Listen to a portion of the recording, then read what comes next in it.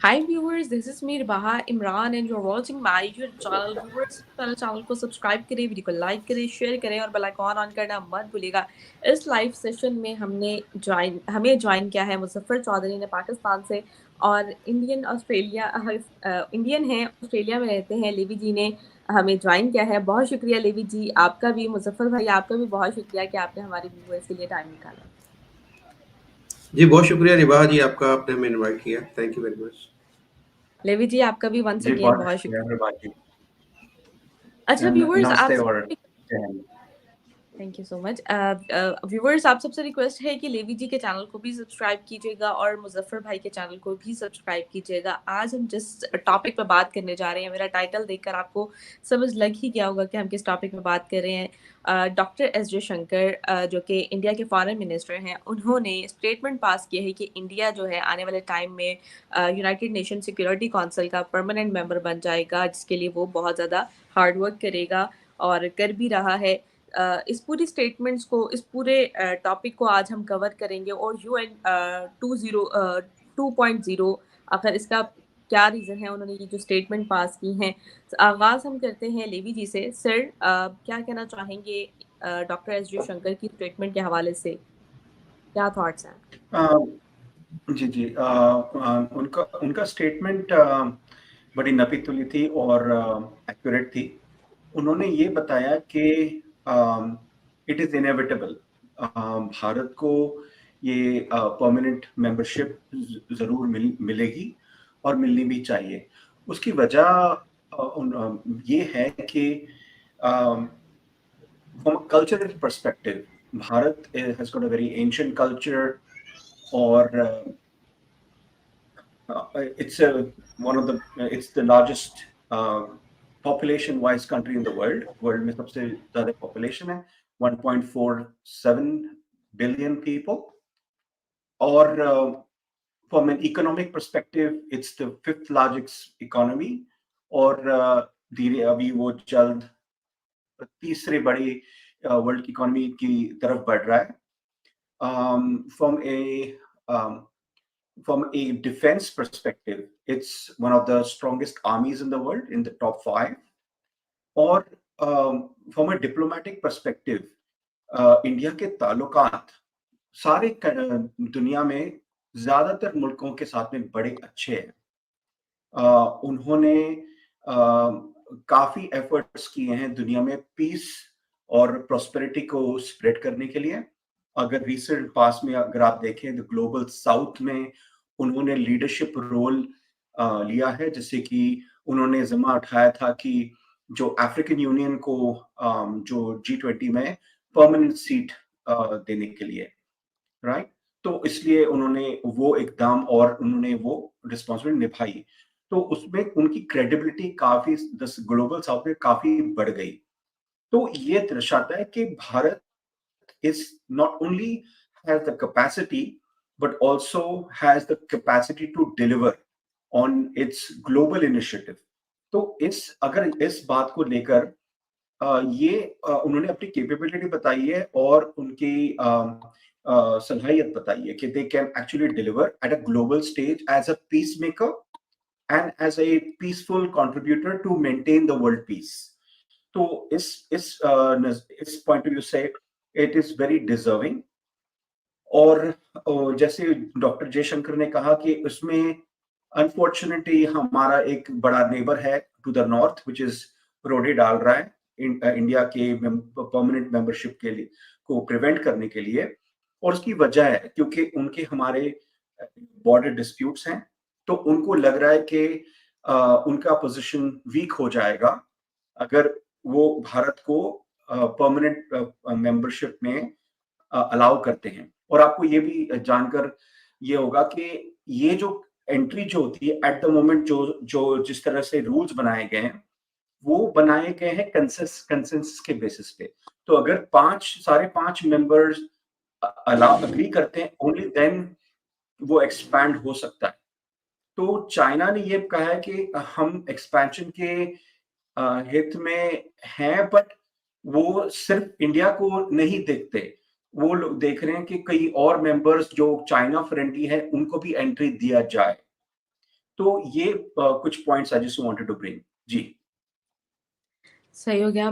मुज़फ़्फ़र भाई, आपसे भी मेरा यही सवाल है कि डॉक्टर एस जयशंकर ने, ऐसा नहीं कि ये पहली बार हुआ, इंडिया की जानिब से इस तरह की स्टेटमेंट आती रहती हैं कि इंडिया जो है वो यूनाइटेड नेशन सिक्योरिटी काउंसिल का परमानेंट मेंबर जो है आने वाले टाइम में बन जाएगा। इस तरह की स्टेटमेंट्स हम वेस्ट की जानिब से भी इंडिया के लिए देखते हैं।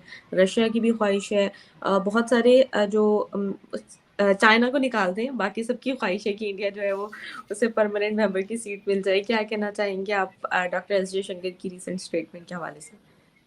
पहले तो मैं ये बता दूं कि आप सिर्फ चाइना का नाम ले रही हैं, इसमें सिर्फ चाइना ही नहीं है। चाइना खुल के अपोज करता है, लेकिन बाकी जो कंट्रीज हैं, एक दो कंट्रीज ऐसे हैं कि जो बैकडोर पॉलिसी उनकी ऐसी है कि वो नहीं चाहते कि भारत आगे आए। वो एक चौधरी होता है ना, आप ये समझ लें कि एक जो पूरे जो दुनिया का चौधरी होता है वो दूसरे को बर्दाश्त नहीं करता, और खास तौर पर भारत जैसे मुल्क को तो वो बिल्कुल नहीं बर्दाश्त करते। तो चाइना खुल के मुखालफत कर देता है, लेकिन अमेरिका और दूसरे जो एक दो मुल्क हैं वो जो है वो खुल के सामने नहीं आता। लेकिन उनके दिल के अंदर भी यही है कि ख्वाहिश उनकी यही है कि कहीं भारत तो आगे ना आ जाए। तो ये का दुश्मनी काफी है भारत की।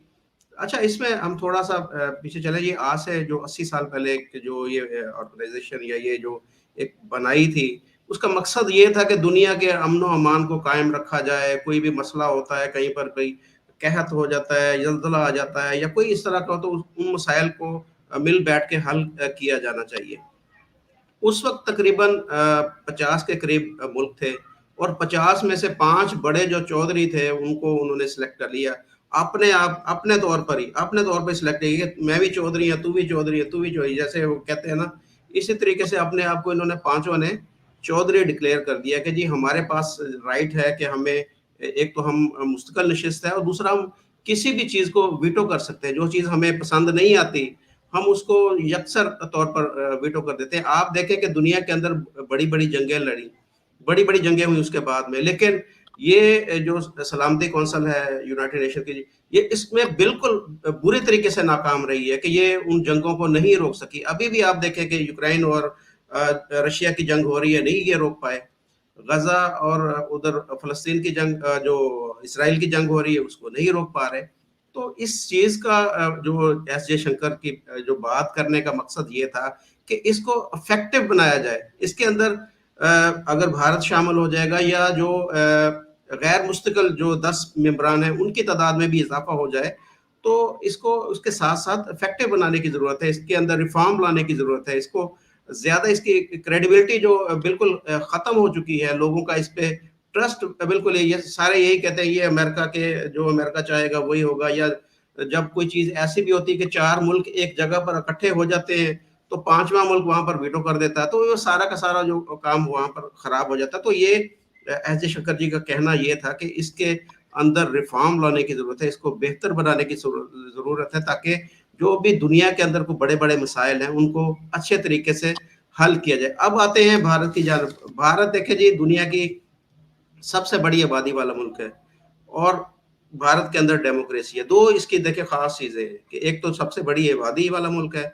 और उसके साथ साथ ये डेमोक्रेसी है इस मुल्क के अंदर। तो इस लिहाज से डिजर्व करता है।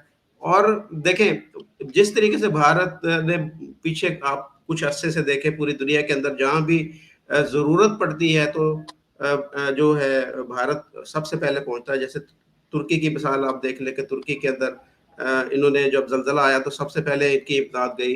फलस्तीन के अंदर देखें जो अभी भी इमदाद वहां पर भेजी जा रही है। इस तरह दुनिया के अंदर जो अपने हमसाया ममालिक के साथ जो भारत के जो जिस तरीके से है बिहेवियर है, इन सारी चीजों को देखकर ये डिजर्व करता है, भारत डिजर्व करता है कि इसको जो है वो सलामती कौंसिल की जो परमानेंट जो सीट है वो मिलनी चाहिए।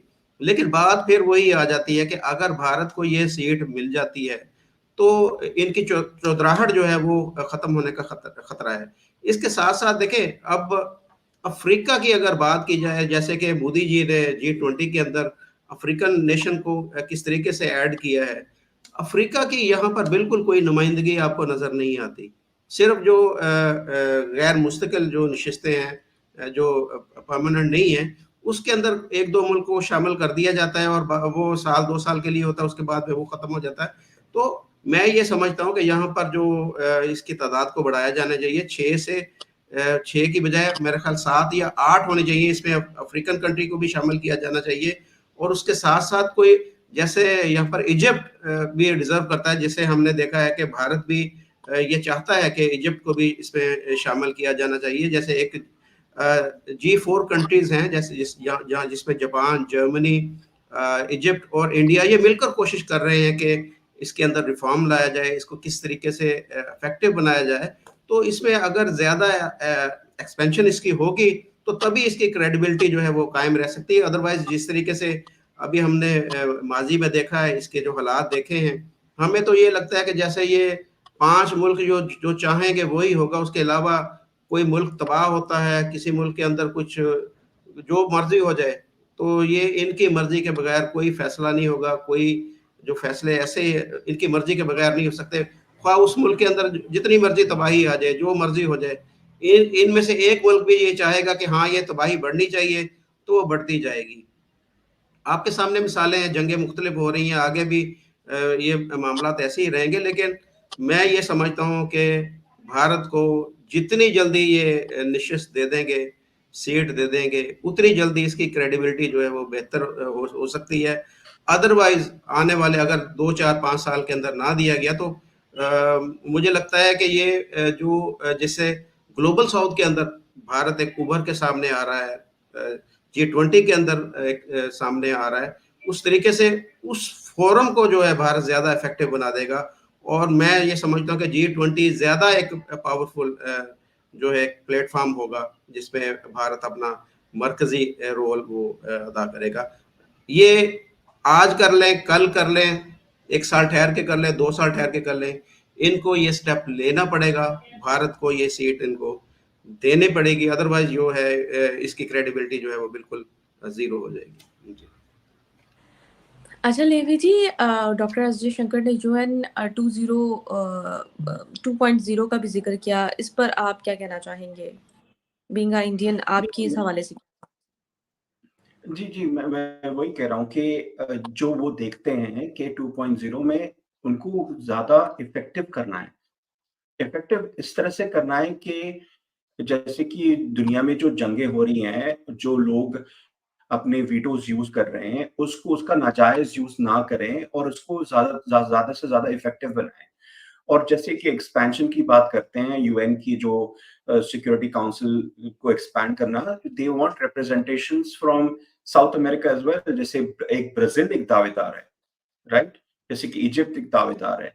तो वैसे पूरे ग्लोब को रिप्रेजेंटेशन की बात होनी चाहिए। और अगर भारत को अगर नहीं देंगे तो एक सिचुएशन ऐसा आएगा, और ये UN security council permanent members के मुंह पे तमाचा होगा अगर भारत, जैसे कि यूक्रेन और रशिया के बीच में पीस करवा सकता है अपने मीडिएशन के थ्रू, तो ये दर्शा देगा बेसिकली यूनाइटेड नेशंस को भारत का पावर क्या है, राइट? ये आपको पंचायत जो कहते हैं ना, सरपंच जो कहते हैं, 5 जो लोग, वो अगर बता देता है कि अगर आप उनको वो सरपंच नहीं बनाएंगे, डज नॉट मीन कि आप वो रोल नहीं अदा कर सकते, ठीक है? ठीक है, तो भारत इसकी सलाहियत रखता है। और उनके जो ताल्लुकात हैं जो सेंट्रल एशियन कंट्रीज में बहुत अच्छे हैं। मिडल ईस्टर्न कंट्रीज में आपने देखा यूएई और सऊदी अरब में किस तरह से भारत के प्राइम मिनिस्टर नरेंद्र मोदी जी को हाईएस्ट सिविलियन अवार्ड्स दिया। उनके इजराइल से भी ताल्लुकात अच्छे हैं। नेतन्याहू के साथ में आपने देखा मोदी जी बीच पे गए थे, तेल अवीव के बीच पे गए थे। और भारत के ईरान के साथ में भी बड़े अच्छे ताल्लुकात हैं। मैं खाली फ्यू एग्जांपल दे रहा हूँ कि भारत की जो जो रिलेशंस हैं बड़े अच्छे हैं। जैसे फिलीपींस ले लो, आप ऑस्ट्रेलिया ले लो, दुनिया भर में वो उस तरह का रुतबा रखता है, और राइटली सो। इसलिए भारत अपने आप को ये ख्याली पुलाव नहीं बनाता, वो एक्चुअली डेमोन्स्ट्रेट कर रहा है कि वो डिजर्व करता है और वो अमन पसंद एक देश है, और वो हर मसला बातचीत और अमन के साथ में करना चाहता है। और उन्होंने चाइना के साथ में भी और पाकिस्तान के साथ में भी ये हिस्टोरिकल उनकी जो ट्रैक रिकॉर्ड है कि हमेशा उन्होंने पहल की है, हमेशा उन्होंने कोशिश की है कि अपने नेबर्स के साथ में अच्छे ताल्लुकात बनाने के लिए। और आपको ये भी मैं भी ऐड करता चलूं कि हमारे जो भारत के बजट में उन्होंने अफगानिस्तान के लिए, भूटान के लिए, बांग्लादेश के लिए, नेपाल के लिए और श्रीलंका के लिए बड़े-बड़े अमाउंट्स, करोर्स ऑफ रुपीस दिए हैं as aid, not as loan. जैसे चाइना लोन देता है पाकिस्तान को, इंडिया लोन नहीं देता, एड देता है। वो एक्सपेक्ट नहीं करता वापस। ये बड़ा डिफरेंस है। ये वहां के लोगों को हेल्प करता है क्योंकि इतनी बड़ी इकोनॉमी है और that is what the Indian philosophy is, you progress and let others progress as well.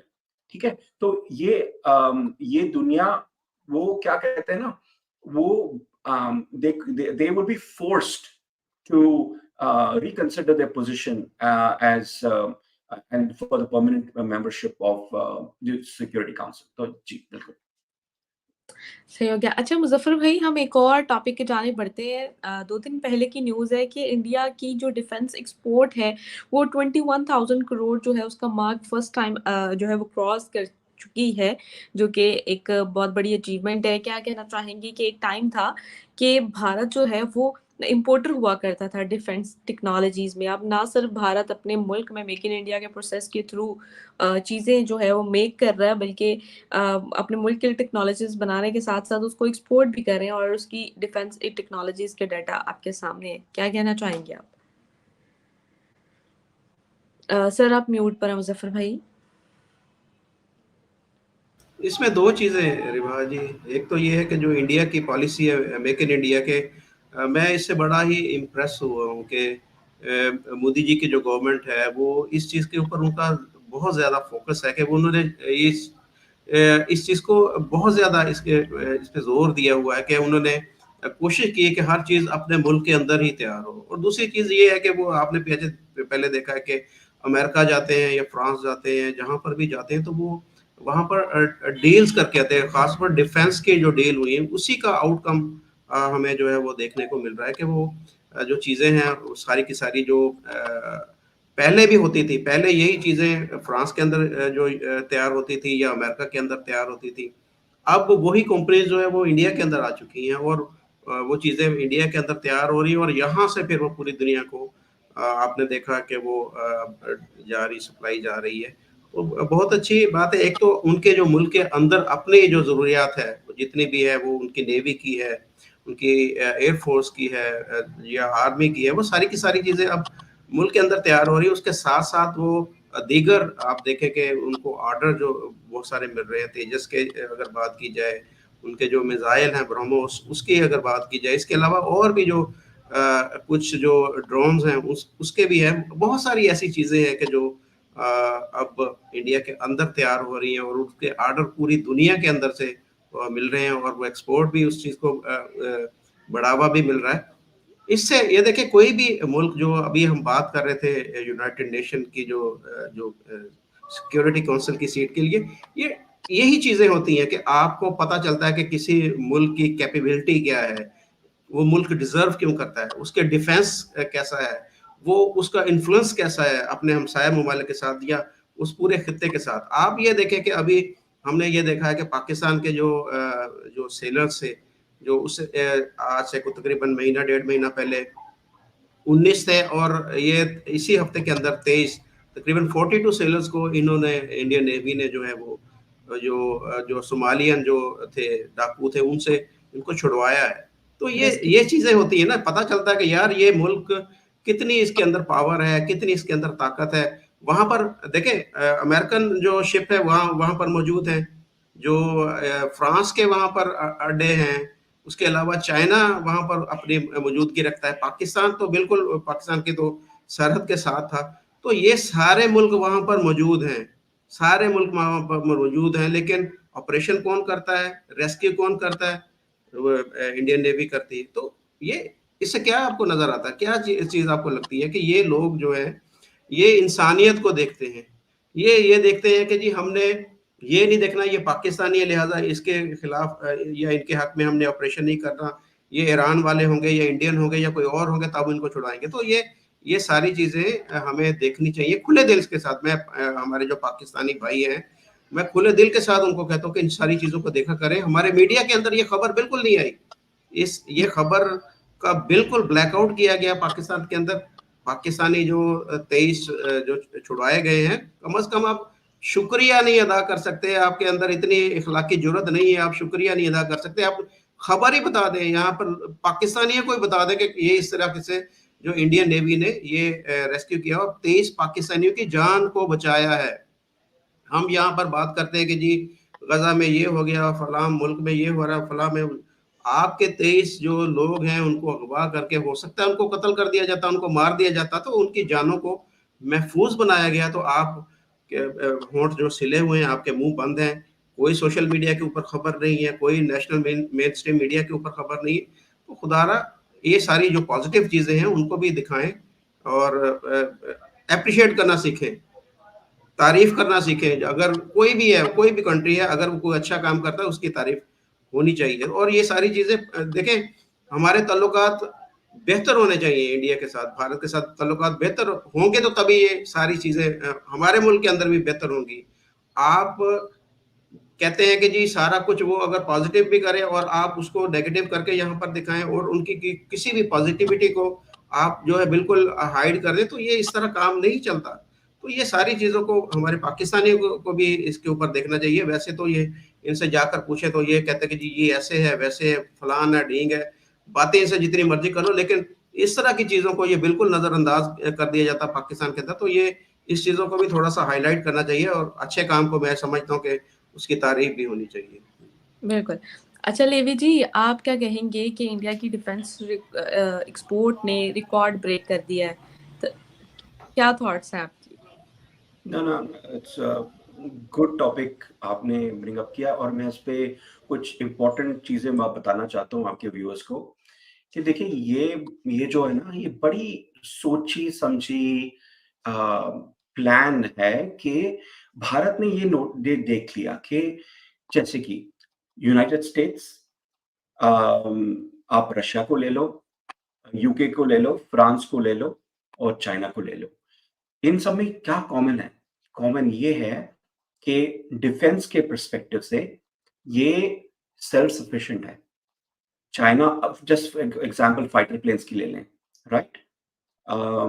UK हैरियर्स बनाता है, फ्रांस रफाल बनाता है, यूएस आपको पता है कि कितने सारे वैरायटीज प्लेन्स बनाता है, F-16s, F-35s, China JF-17, Chengdu, J-10, right? तो ये इंपॉर्टेंट भारत ने नोटिस किया कि फ्रॉम अ डिफेंस पर्सपेक्टिव आपको अगर एक ग्लोबल लीडर बनना है, राइट, डिफेंस में you have to be self sufficient. उसके लिए आपको खुद बनाना पड़ेगा। चाइना इंपोर्ट नहीं करता, वो खुद बनाता है। फ्रांस इंपोर्ट नहीं करता, वो खुद बनाता है रफाल्स। यूएस खुद बनाता है। तो ये भारत ने ये देखा कि बंदूकों से लेकर आप प्लेन्स ले लो, रेडार्स ले लो, आपको मिसाइल्स ले लो, आपने पूरे टेक्नोलॉजी जो फुल स्पेक्ट्रम आपको भारत में बनाना पड़ेगा अगर आपको एक global leader in military terms बनना है तो। ठीक है, पहले तो आप जस्ट कॉन्टेक्स्ट, आपको ये मैं थोड़ा कॉन्टेक्स्ट में बता दूं। भारत की जो पॉपुलेशन है, मैं आपको बताता हूं उसकी जो काफी लोग वो उसको इमेजिन नहीं कर सकते कितनी बड़ी पॉपुलेशन है। भारत की पॉपुलेशन है पूरी नॉर्थ अमेरिका, ठीक है, United states, Canada, Mexico, central America, Guatemala और फिर सैन साल्वाडोर, एल साल्वाडोर, ये सारे कंट्रीज, फिर पूरा साउथ अमेरिका, ब्राजील, अर्जेंटीना, पूरे कॉन्टिनेंट, मतलब पूरा अमेरिकन कॉन्टिनेंट, उसकी पॉपुलेशन है 1 बिलियन। ठीक है, प्लस पूरे यूरोप की पॉपुलेशन ले लो आप, रशिया को माइनस करके, ये बनता है जाके इंडिया का पॉपुलेशन। मैं रिपीट करता हूं, north America, central America, south America और यूरोप की पॉपुलेशन बनता है इंडिया की पॉपुलेशन। ठीक है, और अगर आपको एक सेल्फ रिलायंट पावर बनना है, रिस्पॉन्सिबल पावर बनना है, तो आपको सेल्फ रिलायंस डिफेंस में भी आपको बनना पड़ेगा। ये नोटिस करने के बाद में मैं आपको हाई लेवल बताता हूँ।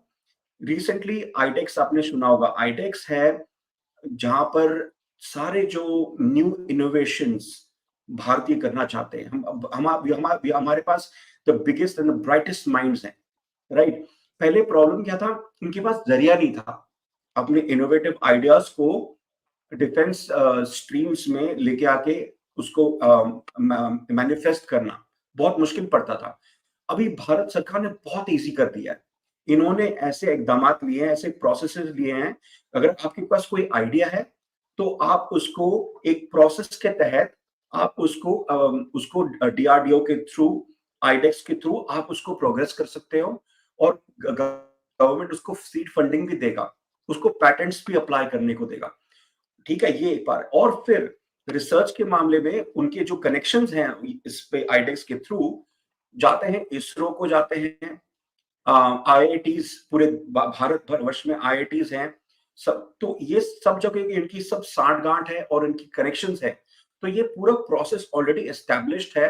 कैसे हम जो टेक्नोलॉजी, नई टेक्नोलॉजी के उसको कैसे हम एक प्रोडक्ट में बदल सकते हैं at a very cost effective way and world class way, in a world class standard.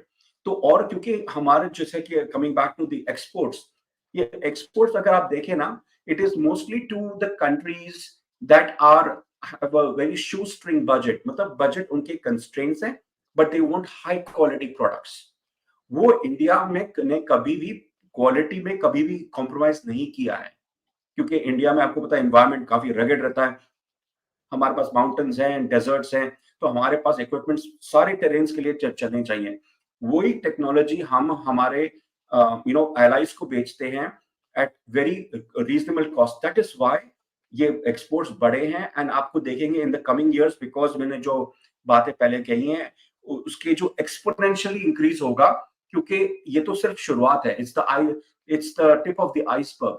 तो मैं जो देख रहा हूँ, जितना मैंने स्टडी किया हुआ है कि जो इनिशिएटिव्स भारत सरकार ने लिए हुए as far as DRDO is concern, it is mind blowing.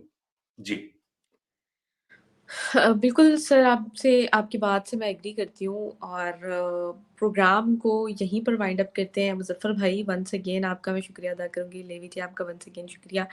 Viewers, हमारे चैनल को सब्सक्राइब करें, वीडियो को लाइक करें, शेयर करें और बेल आइकॉन ऑन करना मत भूलिएगा। नेक्स्ट प्रोग्राम तक के लिए हमें दें इजाज़त। Thank you.